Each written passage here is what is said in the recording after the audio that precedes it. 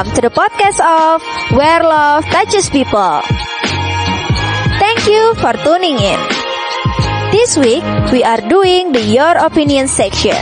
We have invited guests with contrast perspective and they will give their thoughts on our selected topic.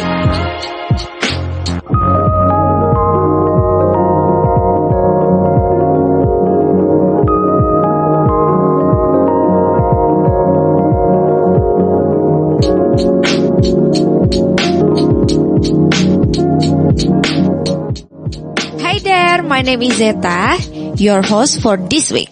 We will continue our topic of creativity this week, and we believe that this topic is relatable because life is always evolving.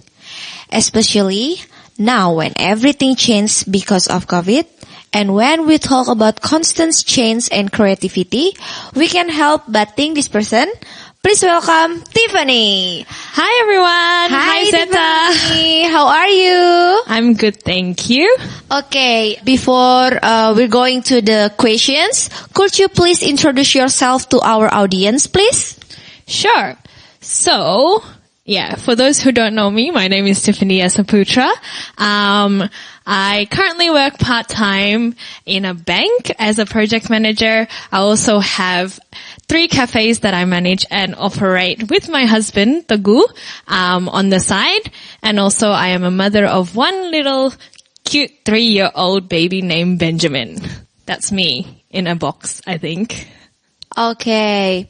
So now your everyday is doing for your cafe, right?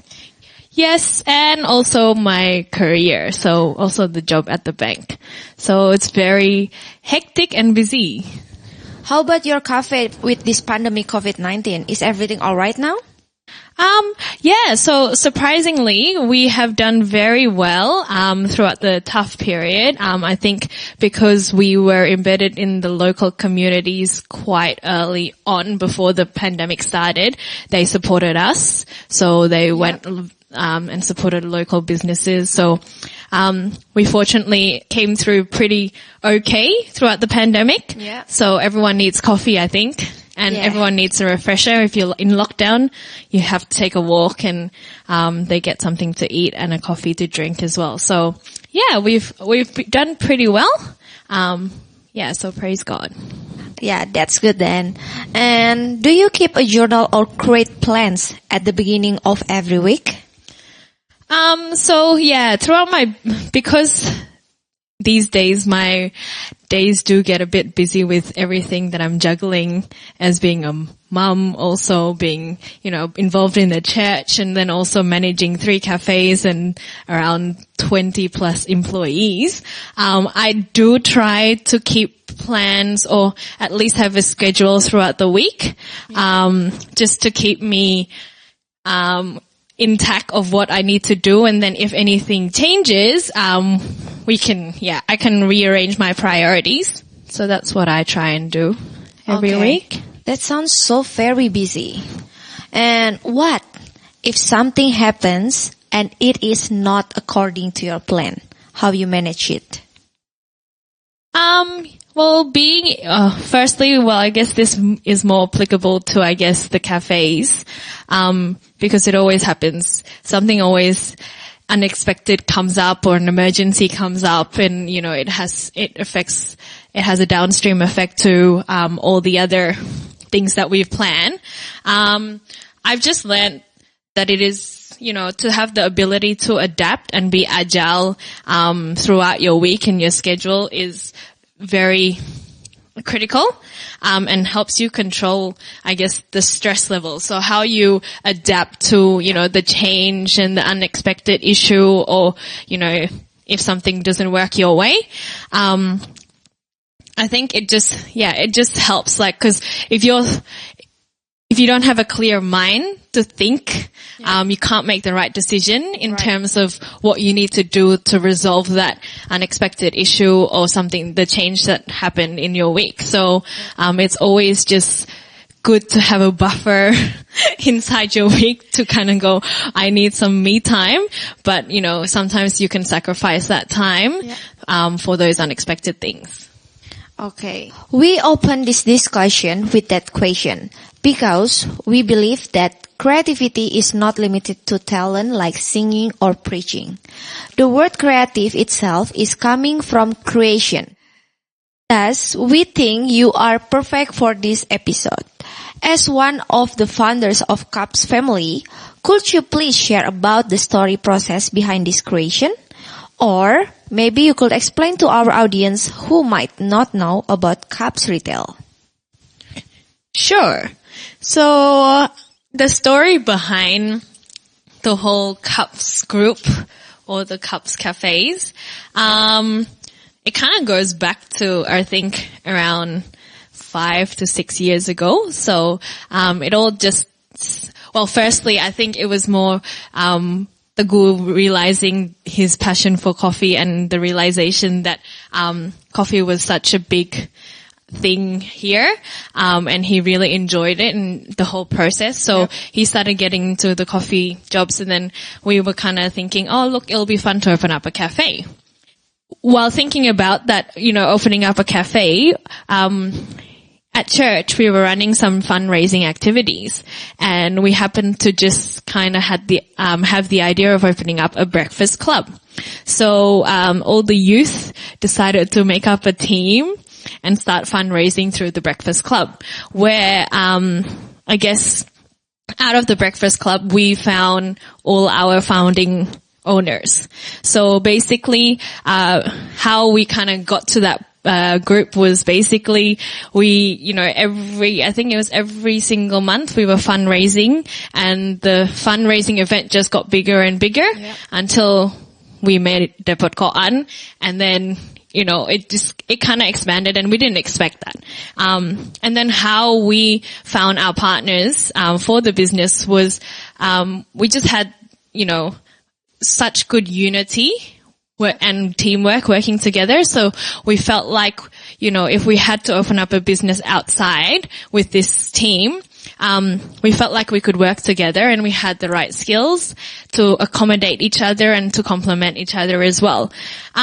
So we started off with just some regular monthly meetings and, gathered out some ideas in terms of, budgeting and what we would normally do.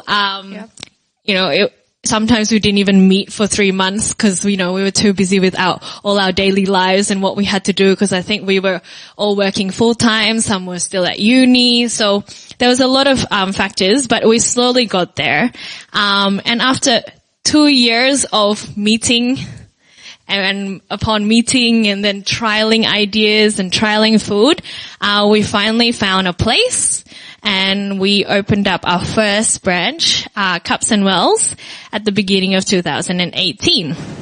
Okay. Mind you, I was actually also pregnant while trying to open up that cafe. So, that's the story behind the first cafe. So I guess, in terms of why we wanted to create a cafe, we wanted to create a space for people to be able to, I guess, catch up with each other and feel like that cafe was a local hub where they could share over a good cup of coffee and also a good brunch. And that went by. There was, a lot of learning curves there. There was ups and downs in the first cafe. Yeah. But luckily God then opened up another opportunity at the end of 2019 for us to open our second branch, which is Cups on Melbourne. So that opened up. And little did we know that, another 4 months down the track, we got offered another opportunity to open up a third one, which we recently opened in September, called Cups on Wellington. So I guess that's pretty much our, Cup story. Yeah, behind it. But yeah, we basically were formed because of us doing the fundraising for the church. Okay. So yeah. Yeah, that's nice. And when you started all this, you definitely did not know how it would turn. You have a goal, but it might still be hard to imagine the result. How could you keep the vision and the wisdom throughout the process? So I guess this really relates back to the people that we started the business with. I guess, it's really important to have the right people around you, and also get agreement, in terms of the vision of the business. So throughout the 2 years of planning, we had come up with a clear vision and clear goals, in terms of what we wanted to achieve, right, for the cafe. Throughout the process, sometimes it does get blurry and it does get lost in translation because of what, happens and how you react. But because we had the same vision and the same goal and we had agreed to it, I think with their help and each other's support, we slowly, every time we kind of went off-road, we slowly guided each other back to the same vision again, and we always reviewed and reflected on ourselves. In terms of wisdom throughout the approach, throughout the whole process, I guess it's always important to always bring ourselves back to, our relationship with God. So how we face with the problems that we face in our daily lives, whether it's business or whether it's work, I always think that it's always good to go back to God and also, I guess, come back to Him and asking Him the solution and what you should do in, that situation. But it's also good to be able to talk to someone with the same values and the same beliefs to be able to ensure that you're doing the right thing throughout that process. Yeah. So, I think it's very important in terms of who you hang out with and who you have as your friends, to keep that vision and that initial, goal that you had in mind. So, yeah. Okay. And do you think this creation somehow fulfilled your calling or God's purpose in your life? Somehow, yes. I think it's still to be fulfilled. But yeah, definitely I think, the Cups group and the Cups business itself, has definitely made me review the purpose of how we are, as business owners. So, in terms of why we created the Cups business as well, we wanted to be able to give our employees the environment and the support that they require to show them that business is not just about all making profit and business is not just all about money. Yes, it is important. However, we wanted the Cups business to be able to be a blessing and also influence our employees' lives. So I guess that's pretty much, sometimes I think it always brings me back where it's always different to work for someone and to have a business. Yeah. Because to have a business, you have much more responsibility. And I feel like that puts a bigger burden on your calling and on your purpose as well, because you hold so much control in your hands that if you make the wrong decision, it also affects a lot of people. Whereas, as an employee, I think, because I am also an employee, the burden isn't as big, because basically I feel like I'm a fish in the ocean through my corporation. So, I guess it's just sometimes this business has opened our eyes as, to our calling and what we can do as children of God, differently to what people are doing in the other businesses. So, yeah. Wow. Could you please give us some example? Yes. Okay. Example. I would say, it's not, I can't talk about myself because I really see my husband doing this. So Tagu, manages and operates all the all the cafes and basically does lots of the HR, so all the human resource. How he actually does this is very much like what he does in ministry. So he doesn't really act like a boss. Yes, in some cases, yes, he has to be tough, but he acts more like a friend and a, how do I say it? A companion. Yeah, like a companion to the employees that they can gain the trust to be able to, do things and be creative in the space, so that they don't have, this fear of my boss is going to, make me, not give me hours or going to take me out of the team or something like that. I think he does it very well where, and for me, I take off my hat to him, because for me, sometimes in the situations that he gets put on, I would probably not react in the way that he reacts. So he's very patient, with his employees, and sometimes I think he's a bit too patient, but, I think that's what really makes us different. And I know there's probably other employees that are like that as well, but, it really does affect the working environment as well for our employees, because they feel much happier and they feel that they can be open to him. So, yeah, great. And we listened to your story, and you are not alone in the process. You have partners in work and family. How important it is to have partners that have the same vision in the journey?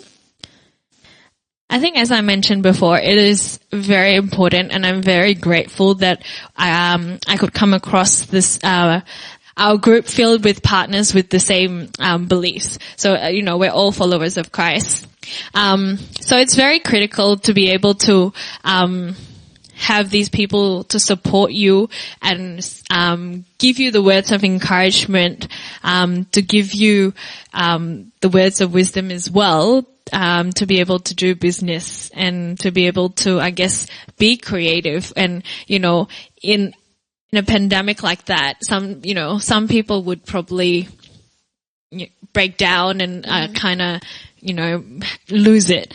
But in our case, we had so much support. We also had, a lot of things that we learned from this pandemic that we wouldn't expect. We thought it was going to go, down, but throughout this pandemic, it turned out to be a blessing. So in that way, it's very critical to have the right people around you. Yeah. And that's why I think, it's important.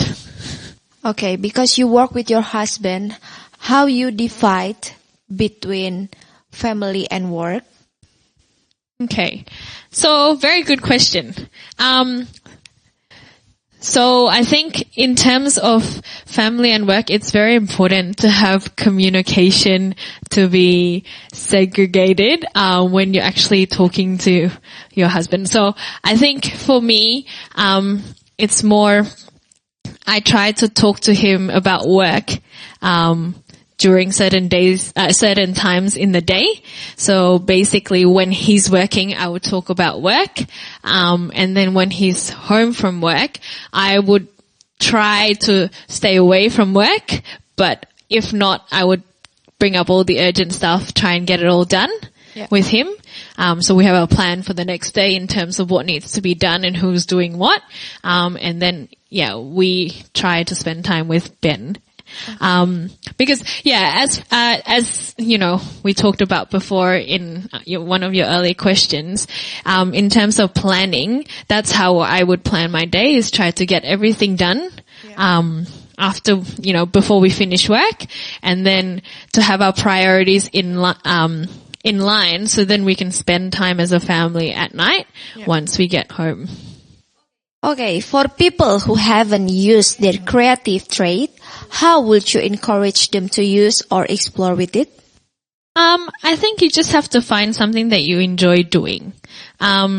Whether it's talking to people or whether it's encouraging people as well, or if you like, there's a certain hobby that you like where it's playing music, or you like writing, or you like speaking. I really think that creativity has no limits. For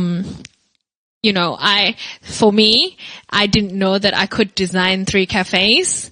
It was just all based off Instagram and Pinterest, to be honest. And for me, sometimes the feedback that I get is like, oh, it looks so nice. And I'm like, yeah, I have no experience in interior design or even design. And I wouldn't think that, I could have achieved it. But, it's always just grabbing the opportunity, and always giving it your best, because you just never know what comes out of it. And, yes, you might struggle. Yes, you might face, you might think it's impossible, but once you put hard work into it, and also, you pray that you're making the right decision, or you're doing the right thing, and you give it all with what you have at the moment, I don't think you can go wrong. Because, there's always something that will pop out. Even if it doesn't pop up like instantly, I'm sure there's opportunities that, will come up in the future that will, that would benefit from what you've done, throughout that time. So in a time where maybe it's like, you can't travel overseas and you're kind of stuck on where you are now, I think it's time to invest in yourself and what you can do, and see how it leads you going forward. Wow. Thank you for sharing today, Tiff. I'm sure there is a lot of insight that we can take from our discussions today. Okay then, please come back again next time. Bye.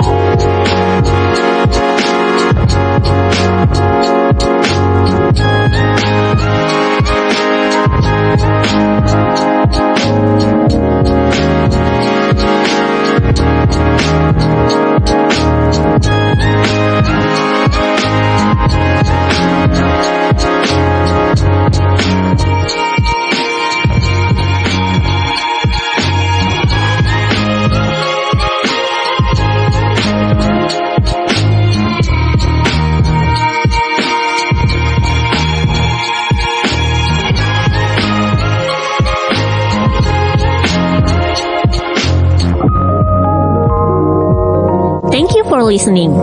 Our podcast releases every Wednesday at 8 a.m. If you want to reach us out, please do so through our email, IG, or YouTube account, which you can find through our profile. See you next time.